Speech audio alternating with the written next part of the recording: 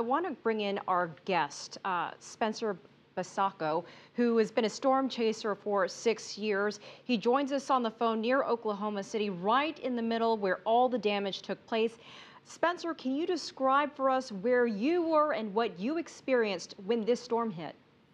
Yes, I was actually south of Oklahoma City chasing another cell, and I saw that the classic hook start to develop near Bridge Creek area, where they got hit May 3rd, 1999. So we booked up north, and we got off I-35 at, I believe it was 119th Street, and we moved west, and we could see the huge tornado. It was already a wedge tornado by the time we got west. And we pulled up to, I'm not sure what intersection, but we went west about 3 or 4 miles, and then we went back to the north and sat right in front of it. And we were sitting there, and the thing just kept growing.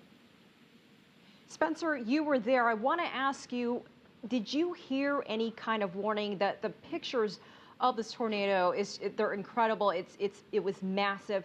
Did you hear any kind of tornado warnings? What do you think there was enough time to get out of the way for some of these folks? There definitely was, and not necessarily from the National Weather Service. I mean, they did a good job and did get a warning out there before the tornado got huge. But the news media did an awesome job. Channel 9, K4, they had helicopters in the air because we knew today was going to be a bad day.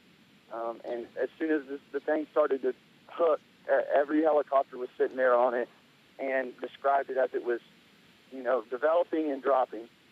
Hold on, I'm on the news. Hold on, I'll be back. Spencer, this is Sean Caleb. I want to ask you really quickly. We're trying to give an international audience a sense of these tornadoes and why they hammer this area of the country so frequently. They do crop up very quickly, but people are used to them. But something like this, no one can expect something like this, even though they knew the conditions were right for such a storm. You're exactly right.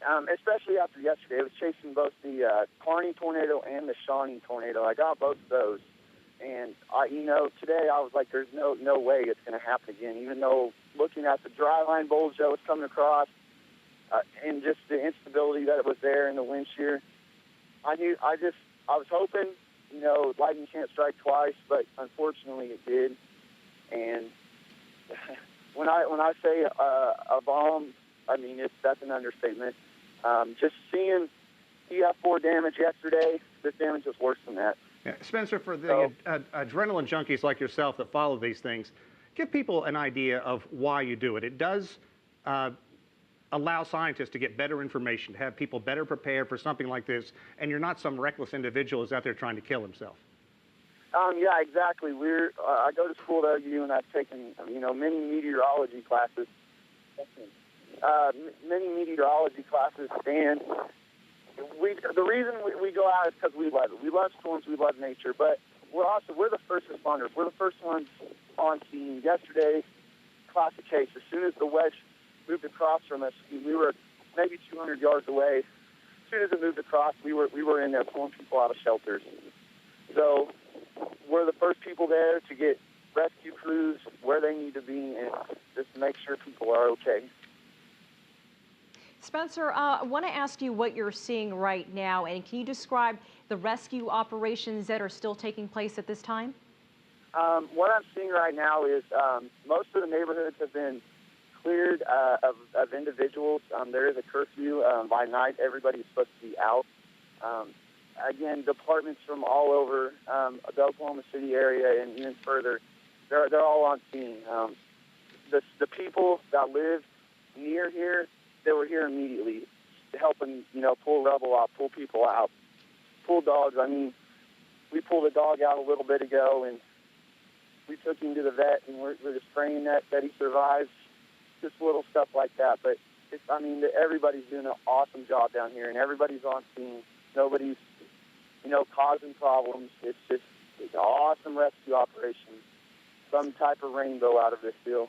Spencer, we have just a short amount of time left. Can you tell us about the school? Are you hearing anything more from Tower Plaza Elementary School and maybe what first responders are finding there? Are they still finding children? When we walked, drove right by it when we were taking the dog to the vet. It looked like it was pretty clear, like they had gotten whoever was all in there. I haven't heard a number of people injured or anything like that. But whenever we drove by, it looked like a lot of the people were out of there, and there's a few emergency crews left there. They're focusing a lot of their efforts now on the neighborhoods, which, again, this is EF5 damage.